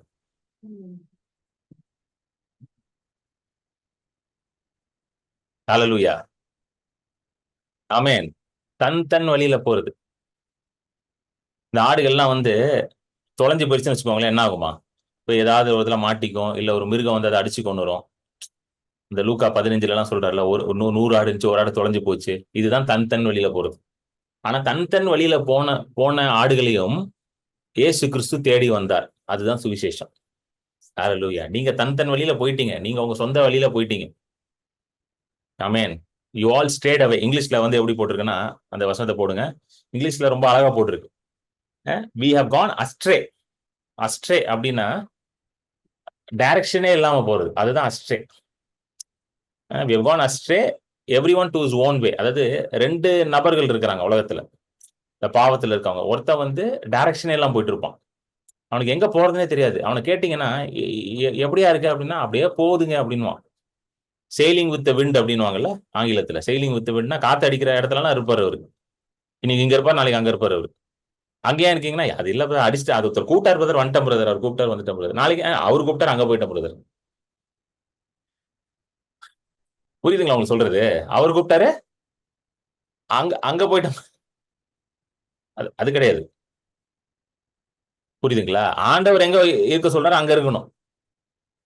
அது வந்து ஒரு இது, அதான் அஸ்ட்ரே. இன்னொன்னு வந்து ஓன் வேன்னா, அவனே வழி உண்டா சொல்லுவான். நான் இந்த வழியில தான் போவேன், எவன் சொன்னாலும் கேட்க மாட்டேன். ஆண்டவரே நீங்க என் வழிக்கு வாங்க, உங்க வழிக்குலாம் நான் வரமாட்டேன். அதுதான் ஓன் வே. இது ரெண்டுமே பாவம்ட்டாரு ஆண்டவர். அப்படியே காத்தோட அடிச்சுட்டு போறதும் பாவமா, அஸ்ட்ரே. ஓன் வே, என் வழி தனி வழின்னு போறான் பாத்தீங்களா, அவனும் பாவம் தான், அதுவும் பாவம் தான். ஆனா 2 பேரும் நல்லவனா தான் இருப்பான். உலகத்துக்கு பாக்கிறதுக்கு எப்படி இருப்பான்? ரொம்ப ஒழுக்கமா இருப்பான், நல்லா படிப்பான், நல்லா வேலைலாம் செய்வான். ஆனா அவன் வழியில எல்லாம் செஞ்சுக்கிட்டு இருப்பான். சொல்லுங்க, அதுவும் பாவம் தான்.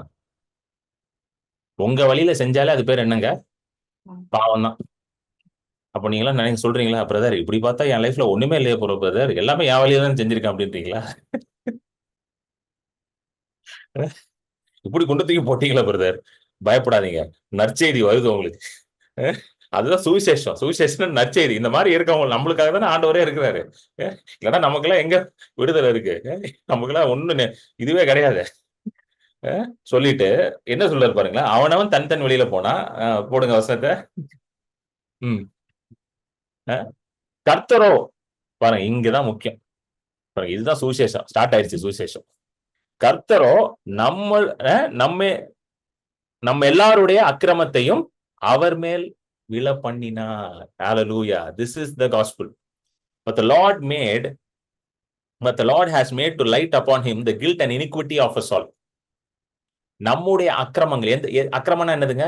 தன் வழியில போனோம், காத்தோட அடிச்சுக்கிட்டு போனோம், கர்த்தர் சொல்லாத இடத்துக்கு எல்லாம் போறது, அப்படியே வாழ்க்கைய வாழ்றது, நம்மளா சொந்தமா நினைச்சு இதா செய்யறது, அதுக்கு பேர் தான் அக்கிரமமா. Bible talks and defines that as transgression, மீறுதல், விக்கெட்னஸ். அக்கிரமம்னா அதுதான், அவன் இஷ்டத்துக்கு பண்றான் பாத்தீங்களா, அது பேர் தான் அக்கிரமம். எத்தனை பேருக்கு புரியுது?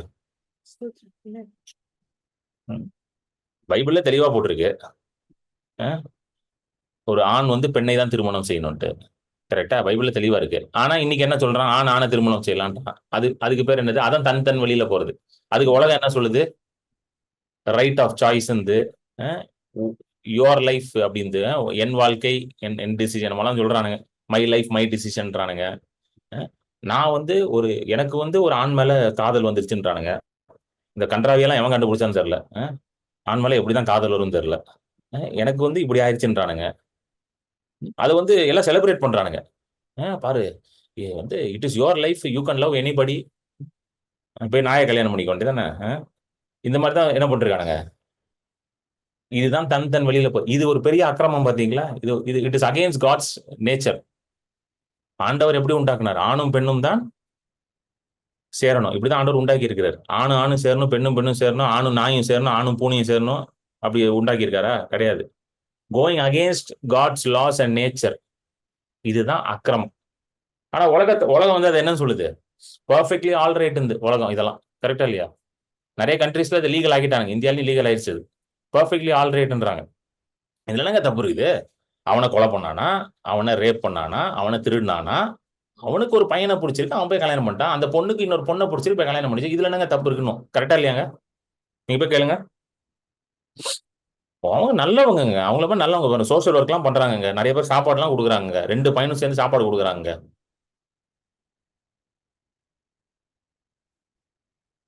எத்தனை பேருக்கு புரியுது? பாக்குறதுக்கு நல்லாதான் இருக்கும். உலகம் வந்து அது நல்லா இருக்குன்னே சொல்லும் அது. ஆனா அது it is going against God's law. அதுதான் அக்கிரமம். அந்த அக்கிரமத்தை யார் மேல விழ செய்தாராம்? இயேசு கிறிஸ்துவின் மேல விழ செய்தார். He put our transgressions and our wickedness upon whom? Upon Jesus Christ. இப்ப நம்ம தன் வழியில போய் ஏதோ செஞ்சிருப்போம்ல. நீங்க இந்த மாதிரி அக்கிரமம் எல்லாம் பண்ணிருக்க மாட்டீங்க கண்டிப்பா. ஆனா நீங்க ஏதோ உங்க சுயத்துல ஏதோ செஞ்சு இதெல்லாம் பண்ணிருப்பீங்களா? அந்த அக்கிரமம் எல்லாம் யார் மேல போயிருச்சாங்க? இப்போ யார் மேல போயிருச்சு? இயேசு மேல 2000 வருஷத்துக்கு முன்பதாகவே போயிருச்சு. இப்ப அது எதுவுமே உங்க அக்கௌண்ட்ல கிடையாது. இதுதான் குட் நியூஸ். இதுதான் அந்த வசனம் சொல்லுது. And the Lord has laid on him the iniquity of us all. நம்ம எல்லாருடைய அக்கிரமத்தையும் அவர் மேல் விழ செய்தார். யார் மேல் விழ செய்தார்? அவர் மேல் விழ செய்தார். இந்த அக்கிரமன்ற வார்த்தை தான் ரொம்ப முக்கியமான வார்த்தை.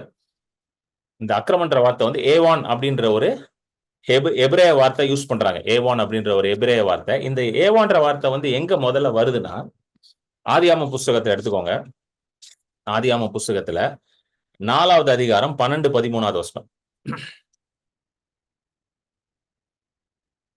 நீ நிலத்தை பயிரிடும் போது அது தன் பலனை இனி உனக்கு கூடாது, நீ பூமியில் நிலையற்று அலைகிறவனாய் இருப்பாய் என்றார். அப்பொழுது காயின் கர்த்தரை நோக்கி, எனக்கு தண்டனை என்னால் சகிக்க முடியாது. இன்று என்னை இந்த தேசத்திலிருந்து துரத்தி விடுகிறீர். நான் உமது சமூகத்துக்கு விலகி மறைந்து பூமியில் நிலையற்று அலைகிறவனாய் இருப்பேன். 13வது வருஷம் மட்டும் படிங்க சிஸ்டர். அப்பொழுது காயின் கர்த்தரை நோக்கி, எனக்கு இட்ட தண்டனை என்னால் சகிக்க முடியாது. எனக்கு இட்ட தண்டனை எனக்கு சகிக்க முடியாது. அந்த தண்டனைன்ற வார்த்தை இருக்கு பாத்தீங்களா, அது ஏவான்ற வார்த்தை. அங்க அக்கிரமம்னு வருது. சரிங்களா? அந்த ஏவான்ற வார்த்தைக்கு எபிரேய மொழியில என்ன அர்த்தம்னா கில்ட். கில்ட்னா என்னது? ஒரு குற்ற மனசாட்சி, இல்ல எப்படி சொல்றது? கில்ட்னா அதுதான் குற்ற மனசாட்சி. ஒரு குற்ற உணர்வு இருக்கும் பாத்தீங்களா? எத்தனை பேருக்கு அந்த மாதிரி இருந்திருக்கு? நிறைய. எனக்குலாம் நிறைய உண்டு அந்த காலத்துல. இந்த சத்தியம் அறியதுக்கு முன்னாடி எப்ப பார்த்தாலும் குற்ற மனசாட்சியாவே இருக்கும். ஐயோ ஐயோ, நான் பாவி, நான் பாவி, நான் பாவி அப்படின்னு எப்ப பார்த்தாலும் மனசுல என்னது உறுத்தி கொண்டே இருக்கும். ஒரு குற்ற உணர்வு ஓடிக்கொண்டே இருக்கும். கிறிஸ்துவை குறித்த அறிவு இல்லாததுனால, கிறிஸ்துவோடைய எண்ணங்கள் வந்து எனக்குள்ள இல்லாதனால எப்படி இருக்கும்? எப்பவுமே மனசு வந்து பாவ எண்ணமா, பாவத்தை பத்தியே யோசிச்சுக்கிட்டு இருக்கும். குற்ற மனசாட்சியிலே இருக்கும். அதான் கிரைஸ்ட் கான்சியஸ்னஸ் இல்லாம சின் கான்சியஸ்னஸ்ல வாழ்றது. சோ இந்த கில்ட் வந்து பாத்தீங்கன்னா ரொம்ப மோசமானது. இந்த கில்ட் எந்த அளவுக்கு மோசமானதுன்னா, நீங்க கில்ட்லயே வாழ்ந்தீங்கன்னா கில்ட் என்ன பண்ணுமா? வியாதி எல்லாம் கொண்டு வந்துடும் பாடிக்குள்ள. நிறைய வியாதிக்கு இன்னைக்கு காரணம் என்ன தெரியுமா? கில்ட் தான். அது தெரியுமா உங்களுக்கு? நிறைய வியாதிக்கு இன்னைக்கு கில்ட்டே ஒரு காரணமா இருக்கு. எப்படின்னு நான் சொல்றேன். நீங்க ஒழுங்கா தான் இருந்திருப்பீங்க. நீங்க ஒழுங்கா தான் இருந்திருப்பீங்க. சரிங்களா? சடனா ஏதோ ஒரு யூடியூப் வீடியோ பார்த்திருப்பீங்க. அதுல ஒருத்தன் சொல்லியிருப்பான், நீ வந்து இதெல்லாம் சாப்பிடுறியா, உனக்கு இது வந்துடும். எதெல்லாம் சாப்பிடுறியா, உனக்கு இது வந்துடும். நீ இதெல்லாம் சாப்பிட்டியா இவ்வளவு நாள், உனக்கு இது வந்துடும். உனக்கு 40 வயசு ஆயிடுச்சா, உனக்கு இது வந்துடும். உனக்கு 50 வயசு ஆயிடுச்சா, உனக்கு அது வந்துடும். நீங்க ஆமால, நமக்கும் 40 வயசு ஆயிடுச்சுல, நமக்கு 50 வயசு ஆயிடுச்சுல, இதெல்லாம் சாப்பிட்டுருக்கோம், அப்ப கண்டிப்பா வந்துடும். அந்த கில்ட்டுக்குள்ள கொண்டு வரும் பிசாசு ஃபர்ஸ்ட் உங்களை. எத்தனை பேருக்கு புரியுது? ஃபர்ஸ்ட் கில்ட்டுக்குள்ள கொண்டு வரும். கில்ட் வந்து ஒரு ட்ராப். நான் குற்றம் பண்ணிட்டேன், நான் தப்பு பண்ணிட்டேன் அப்படின்ற ஒரு கில்ட்டுக்குள்ள கொண்டு வந்துருவான். சரி, அதாவது ஹெல்த்தியா சாப்பிடணும் அதெல்லாம் நான் இல்லைன்னு சொல்லல, தப்பா எடுத்துக்காதீங்க. ஹெல்த்தியா சாப்பிடணும், நல்லா சாப்பிடணும், அதெல்லாம் தப்பு கிடையாது. பாடியை நல்லா வச்சுக்கணும், எக்ஸசைஸ் பண்ணணும், அதெல்லாம் தப்பு கிடையாது. சரிங்களா? ஆனா கில்ட்டுக்குள்ள கொண்டு வந்து எப்படி கொண்டு போவான் பிசுவாசு? இப்போ நீ வந்து இதெல்லாம் சரியா செய்யல, நீ அன்ஹெல்த்தியா சாப்பிட்டுட்ட, நீ இதை பண்ணிட்ட, அதனால உனக்கு இதெல்லாம் வந்துடும் சொல்லி என்ன பண்ணிடுவான்? அந்த குற்றத்தை உங்களுக்குள்ள விதைச்சு, அந்த குற்றத்தின் நிமித்தமாக உங்களுக்கு அது இதெல்லாம் இப்படி நான் பண்ணிருக்கனால இந்த வியாதிலாம் வரும்னு சொல்றாங்க பாத்தீங்களா, அதோட கான்சிக்வன்ஸ் எல்லாம் கொண்டு வர ஆரம்பிச்சிடும். புரியுதா உங்களுக்கு சொல்றதுனா? அதனாலதான் too much exposure to the world இருக்கவே கூடாது. ஏன்னா world will always bring guilt inside of you. உலகம் எப்பவுமே உங்களுக்குள்ள எதை கொண்டு வருங்க? ஒரு குற்றத்தை தான் உங்களுக்குள்ள விதைச்சு கொண்டே இருக்கும். நீங்க யார்கிட்ட போய் பேசினாலும் என்ன சொல்லுவாங்கன்னா, நீ செய்யறது வந்து என்ன கிடையாது, சரி கிடையாதுன்னு தான் சொல்லுவான். உலகத்துல இருக்கிறது, உலகத்துல இருக்க நீங்க என்னதான் சக்சஸ்ஃபுல்லா இருந்தாலும் உங்களை பார்த்தோன்னே அவன் என்ன சொல்லுவான், நீ இது ஒரு தப்பு இருக்கு மேன் உன்ட்ட, இதுல நீ குறை இருக்கு மேன் உன்ட்ட, அது இருக்கு மேன் உன்ட்ட, இது இருக்கு மேன் சொல்லி உங்ககிட்ட இருக்கிற குறைகளை தான் காட்டும். அது என்னைக்காவது உலகம் வந்து உங்களை வந்து வெல்டன் அப்படின்னு சொல்லி கேட்டிருக்கீங்களா? சொல்லாது. உங்களுக்குள்ள ஒரு குறை தான் சொல்லும். நீங்க நல்லதே பண்ணாலுமே உங்களுக்கு உங்களுக்கு என்ன சொல்லும், உங்ககிட்ட இருக்கிற குறைகளை கண்டுபிடிச்சு உங்களுக்குள்ள அந்த கில்ட்டை விதைக்க ட்ரை பண்ணும். இதுதான் உலகம் பண்றது, இதுதான் பிசாசு பண்றது. ஸோ இந்த கில்ட் வந்து என்னன்னு பாத்தீங்கன்னா ரொம்ப மோசமானது. இந்த கில்ட் வந்து எதை கொண்டு வரனா, பாவத்தின் விளைவுகளை பிறப்பிக்கும். அது this guilt will birth the consequences of sin. So இங்க வந்து காயின் வந்து என்ன சொல்றான்னா, அந்த வசனத்தை போடுங்க 4:13.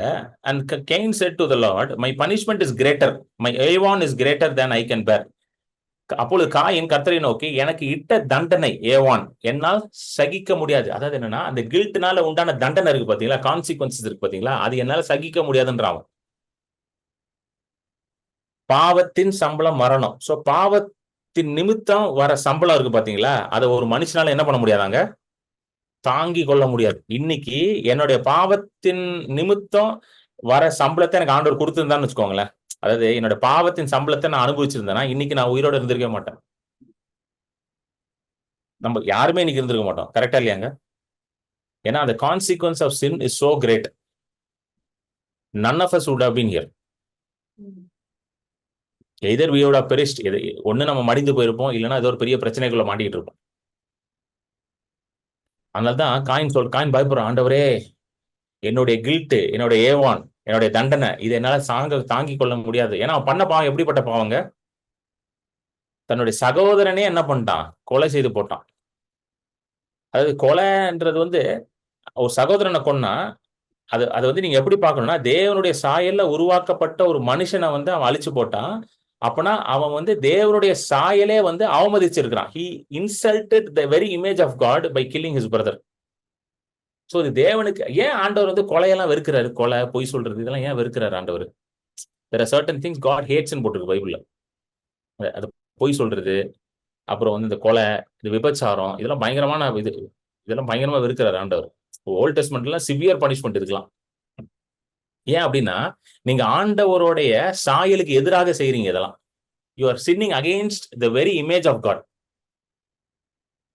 ஏன்னா ஒரு மனுஷனை போய் கொலை பண்ணும்போது, ஒரு மனுஷனை போய் ரேப் பண்ணும்போது தேவனுடைய இமேஜுக்கு எதிர்த்து போறான் அவன்.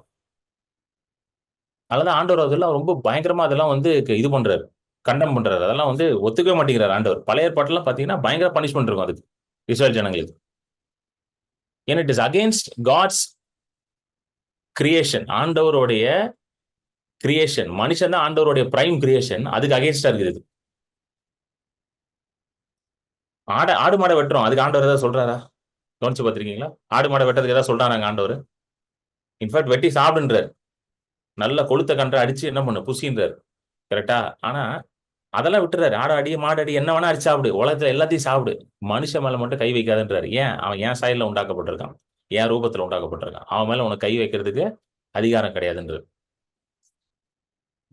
ஹல்லேலூயா, ஆமென். சோ காயின் சொல்ற, இதனால தாங்க முடியாது, இந்த பாவமும் இந்த பாவத்தின் சம்பளமும் இந்த தண்டனையும் என்னால என்ன பண்ண முடியாது, தாங்கி கொள்ள முடியாத கலர்றான். அந்த பாவத்தையும் பாவத்தின் சம்பளம், அதான் ஏவான் கில்ட், அந்த கான்சிக்வன்ஸ் ஆஃப் த கில்ட், இது எல்லாத்தையும் யார் மேல வர வச்சாருங்க? இயேசு மேல. சோ இன்னைக்கு உங்க பாவத்தோடைய சம்பளம் யார் மேல போயிடுச்சு? இயேசு மேல போயிடுச்சு. சோ என்னைக்கோ நீங்க ஏதாவது பண்ணிட்டீங்க பாத்தீங்களா, அதுக்கு சம்பளம் யார் மேல போயிடுச்சு? இயேசு மேல போயிடுச்சு. அதை நினைச்சு இன்னைக்கு கவலைப்பட்டு இருக்காதீங்கன்ற. அதை நினைச்சு கவலைப்படுறதுனாலதான் இன்னைக்கு கான்பிடன்ஸ் கம்மியா இருக்குது. இப்ப புரியுதா ஏன் கான்பிடன்ஸ் இல்ல கர்த்தர் மேலன்ட்டு? ஏன்னா பிசாசு அதை கொண்டு வந்துகிட்டே இருக்கான். ஏன்னா பிசாசுக்கு பேர் என்னதுங்க? சகோதரர்களை குற்றம் சாட்டுகிறவனா, அக்யூசர் ஆஃப் த பிரதர். அவன பண்ண, டேய் அன்னைக்கு பண்ணல, நீ அன்னைக்கு பண்ணலன்னு அடுத்த தடவை பிசாசு சொல்லும் போது சொல்லுங்க, ஏசாயா 53:6, என்னுடைய அக்கிரமங்கள் எல்லாத்தையும் இயேசு கிறிஸ்து மேல விலை செய்தார், அது எனக்கு கிடையாது, நான் ஏதோ செஞ்சுட்டேன், தெரியாம பண்ணிட்டேன், அறியாம பண்ணிட்டேன், என்னுடைய மூடத்தன்மையினால பண்ணிட்டேன், out of my foolishness and stupidity I did it. சரி, ரட்சிக்கப்பட்ட கிறிஸ்தவன் வந்து விரும்பிலாம் பாவம் பண்றது இல்லை. கவனிச்சிருக்கீங்களா? ரட்சிக்கப்பட்டிருக்கான், கர்த்தரை ஏற்றுக்கொண்டிருக்கான், விருப்பத்தோட போய் பாவம் பண்றானா? பாவம். உலகத்துல இருக்கிறவன் துரிகரமா பாவம் பண்றான். கர்த்தரை ஏற்றுக்கொள்ளாதவன், கர்த்தரை அறியாதவன் துரிகரமான வில்லிங்லி போய் பண்றான். அவனுக்கு வந்து அதெல்லாம் அசால்ட்டா இருக்குது, அவனுக்கு தண்ணி குடிக்கிற மாதிரி பண்ணிட்டு போறான். ஆனா ரட்சிக்கப்பட்டவன் பாத்தீங்கன்னா ஏதோ ஒரு அந்த நேரத்துல வந்து ஒரு ஸ்டூபிடிட்டி, ஒரு ஃபூலிஷ்னஸ்னால, ஒரு மதியினத்தினால என்ன பண்ண பாவம் பண்ணிடுறான், இல்ல அறியாம பண்ணிடுறான், பலவீனத்தினால பண்ணிடுறான். அந்த கான்சிக்வன்ஸ் எல்லாம் இப்ப யார் மேலங்க போயிடுச்சு? இயேசு மேல போயிடுச்சு. அந்த பாவத்தின் விளைவுகள் எல்லாம் அவர் மேல போயிடுச்சு. சோ எந்த கான்சிக்வன்ஸும் உங்க மேல கிடையாது. சொல்லுங்க, என் மேல எந்த பாவத்தின் கான்சிக்வன்ஸும் கிடையாது. நான் செஞ்ச பாவம், அந்த பாவத்தோட சம்பளம் எல்லாம் கர்த்தர் மேல போயிடுச்சு கல்வாரி சிலுவையில.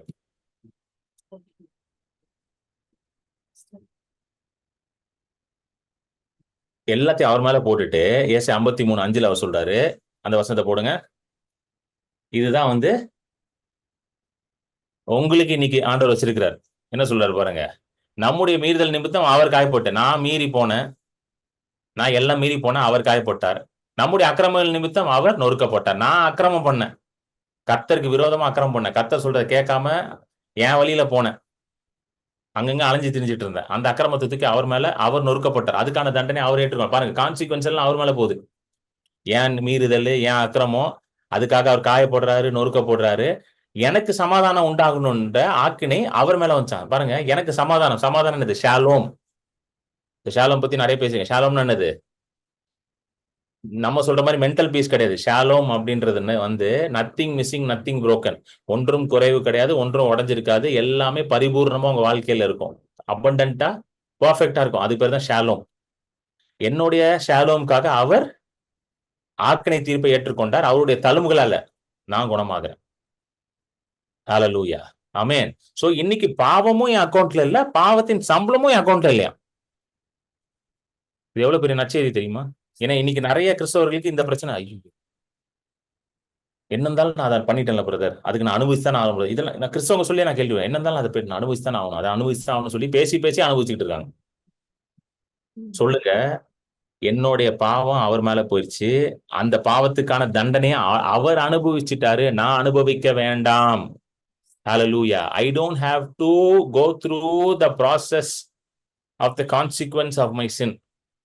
ஏன்னா அவர் அதை அனுபவித்து விட்டார். என்னோட பாவத்தின் சம்பளத்தை அவர் அனுபவித்ததுனால நான் அனுபவிக்க வேண்டாம். இதுதான் காஸ்பல். ஹல்லேலூயா. இத பவுல் எடுத்து எழுதுறாரு. ரோமர் 5:8-9 போடுங்க. ரோமர் 5:8-9. பவுல் இந்த காரியங்களை எழுதுறாரு.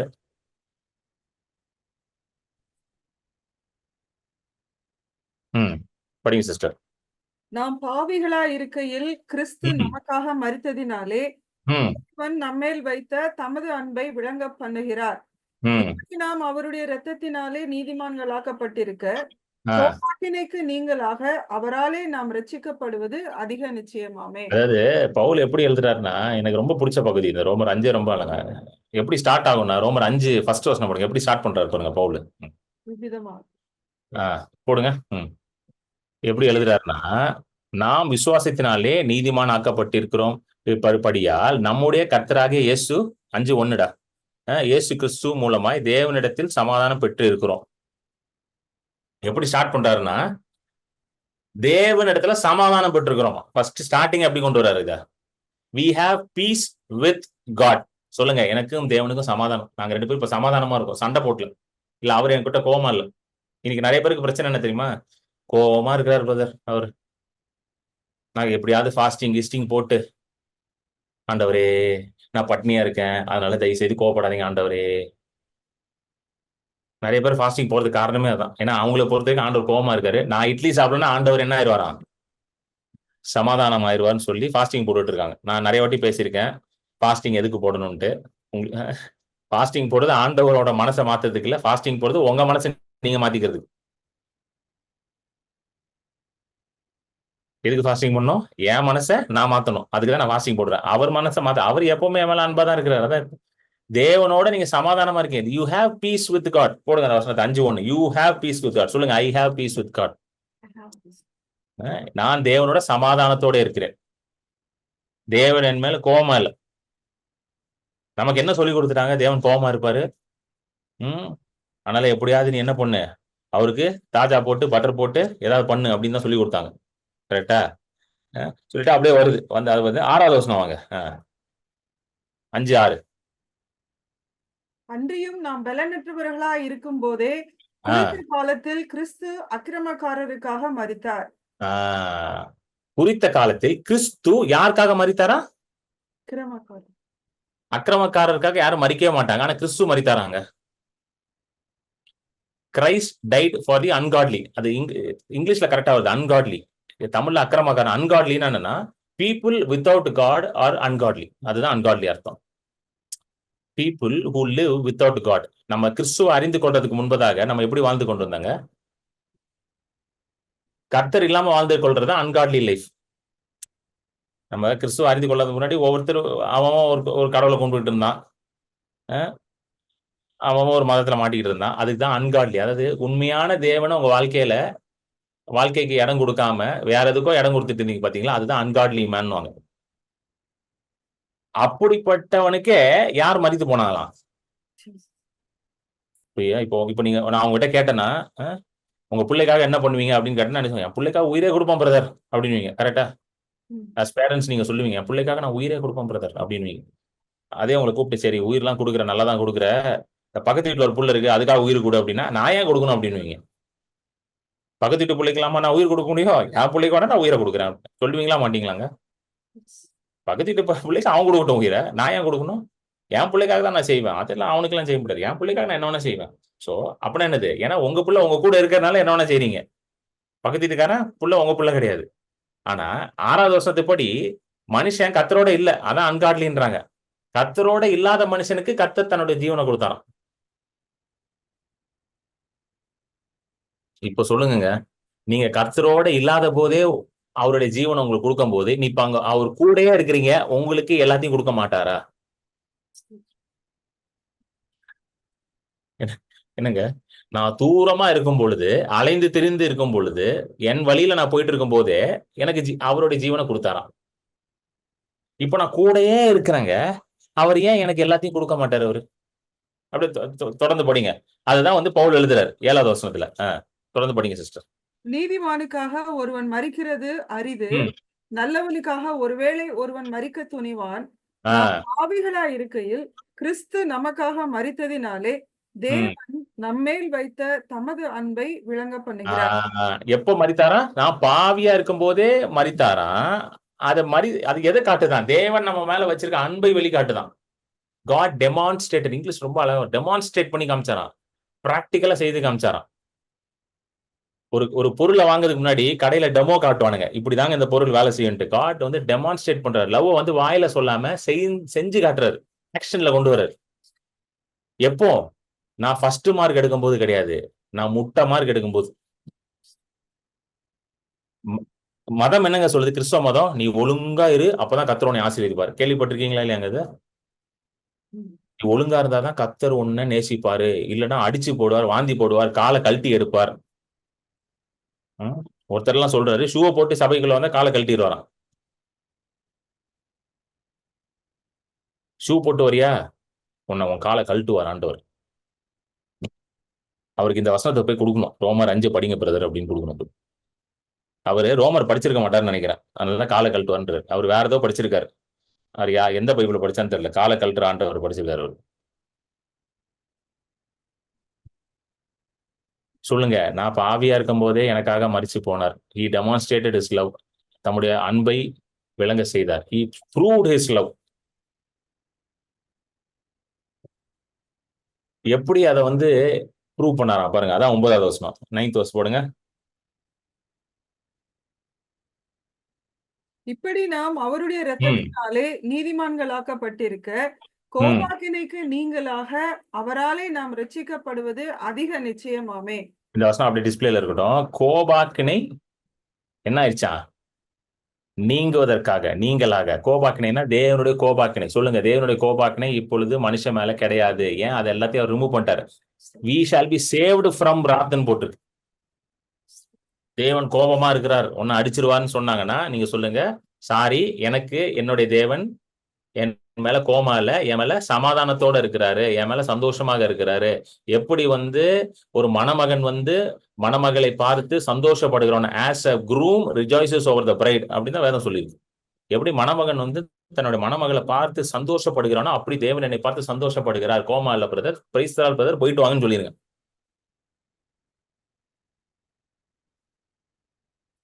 ஏன்? அவருடைய ரத்தத்தினால நாம் நீதிமானாக மாற்றோம். Justified by his blood. அந்த ஜஸ்டிஃபைன்ற வார்த்தை இங்கிலீஷ்ல நீதிமான்னு போட்டாங்க. ஜஸ்டிஃபைன்ற வார்த்தைனா just like you have not sinned, அதுதான் justified. Just like you not சென்ட்னா, நீங்க பாவம் பண்ணிட்டுனா உங்க பேர் பாவிங்க. சரிங்களா? பாவம் இல்லைன்னா தான் நீங்க வந்து நீதிமான்.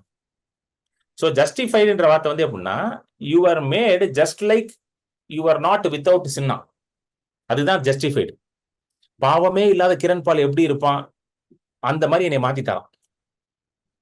இப்போ ஆண்டவர்கிட்ட போயிட்டு கிரண் பால் யாருன்னா, அவன் பாவமே இல்லாத ஒரு மனுஷன்யா, கம்ப்ளீட்லி ஜஸ்டிஃபைடு. எப்படி ஆண்டவரே அப்படின்னு கேட்டீங்கன்னா, என்னுடைய குமாரனின் ரத்தத்தினால அப்படின்னு வரும். Justified by the blood of Jesus. ஏன் பை த பிளட் ஆஃப் ஜீசஸ்னா, இந்த பிளட்ல வந்து ரொம்ப சிக்னிஃபிகன்ஸ் இருக்குங்க. இந்த பிளட் வந்து பாத்தீங்கன்னா, நல்லா கவனிங்க, இந்த பிளட்ன்றது வந்து ரொம்ப ப்ரெஷியஸ் திங். ஏன்னா பிளட்ல தான் வந்து என்ன இருக்குது, ஜீவனே இருக்குது. ரத்தத்துல தான் ஜீவன் இருக்கு.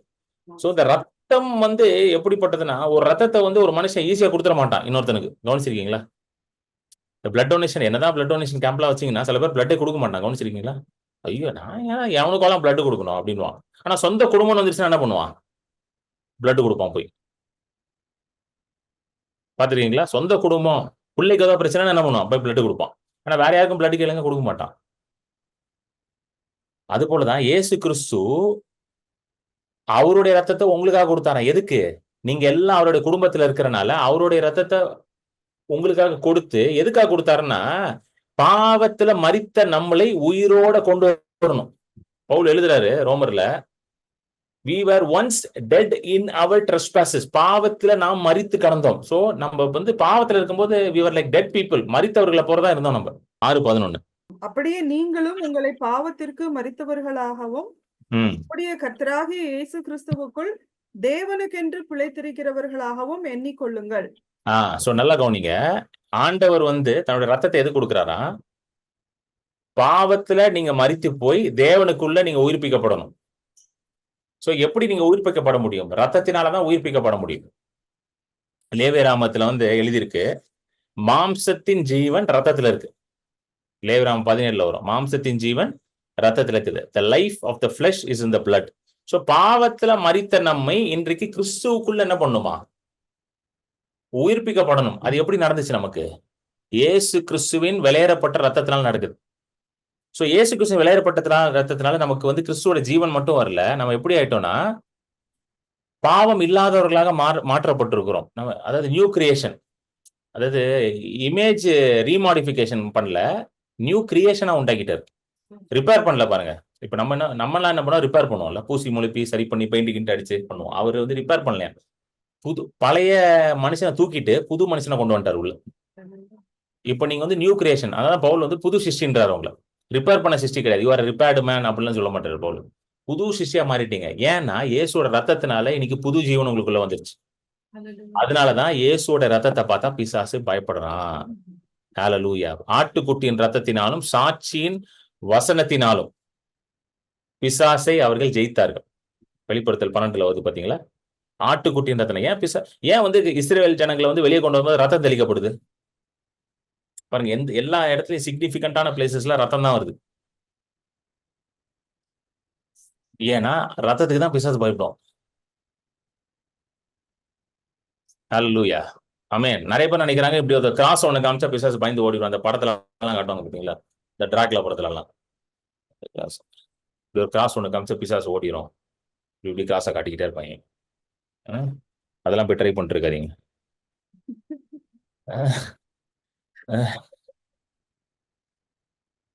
ரத்தம், என் மேல் ரத்தம் தெளிக்கப்பட்டிருக்குன்னு உங்களுக்கு வெளிப்பாடு இருந்தாதான் பிசாசு ஓடும்.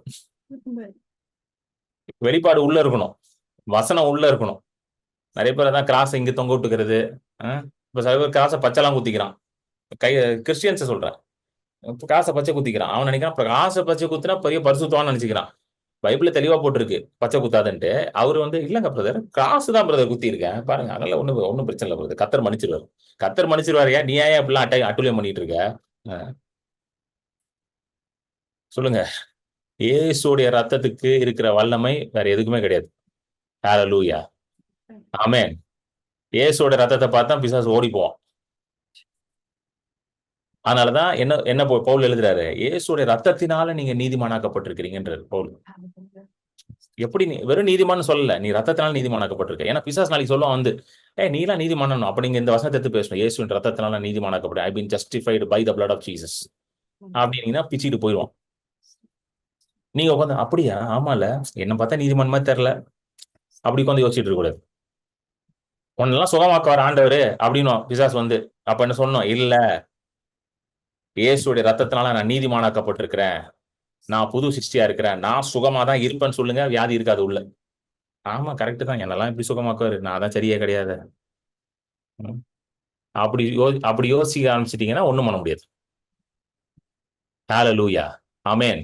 சோ இன்னையில இருந்து உங்க சிந்தையில இதை ஸ்ட்ராங்கா நீங்க உள்ள வச்சுக்கோங்க. என்னன்னா, அவரோட ரத்தத்தினால நான் நீதிமானாக்கப்பட்டிருக்கேன். Justified by his blood. Justified என்னது? Just like I am without sin. அதுதான் ஜஸ்டிஃபைட். பாவமே இல்லாத ஒரு மனுஷனை போல நான் இருக்கிறேன் இப்ப. அப்படின்னா என்னது? பாவமே கிடையாது எனக்கு. அதான் அர்த்தம். அது இதுதான் ஆண்டவர் வந்து எபிரேயர் 8 சொல்றாரு, உன் அக்கிரமங்களையும் பாவங்களையும் அவர் நினையாமல் இருப்பார். அப்பனா அது எல்லாம் முடிஞ்சு போச்சு. இப்ப நீ புது சிருஷ்டி. உங்களை பார்க்கும்போது எப்படி பாக்குறாரு? ஒரு அழகான தம்முடைய அற்புதமான பிள்ளையா பாக்குறார். ஹalleluya, ஆமென். என்னுடைய ஊழியத்திற்கு உங்களுடைய காணிக்கைகளை கொடுப்பதற்கு இந்த டீடைல்ஸ் யூஸ் பண்ணி நீங்க கொடுக்கலாம். To give into my ministry you can use the details to give. என்னோட account number, Google Pay number இருக்கு. ஸ்கேன் பண்ணணும்னா நீங்க இதை வச்சு ஸ்கேன் பண்ணிக்கலாம். அந்த ஸ்கேன் கோட் இருக்கு. Google Pay number, phone number, WhatsApp number எல்லாம் ஒரே நம்பர் தான். 9884160264. ஆமென். ஊழியத்துல கொடுக்கும்போது கர்த்தர் உங்களை ஆசீர்வதிப்பார். கர்த்தர் உங்களுடைய மேய்ப்பர் என்பதை நீங்க பார்ப்பீங்க. ஆமென். உங்களுக்கு ஒரு குறைவும் இருக்காது. உங்க களஞ்சியங்கள் எல்லாம் நிரம்பி இருக்கும். பஞ்ச காலத்துல கூட ஆண்டவர் உங்களை திருப்தியா வைப்பார். இந்த ஆசீர்வாதத்தை நான் உங்க மேல பேசுறேன். ஏன்னா கர்த்தர் தான் உங்களுடைய ஆதாரமாக இருக்கிறார்.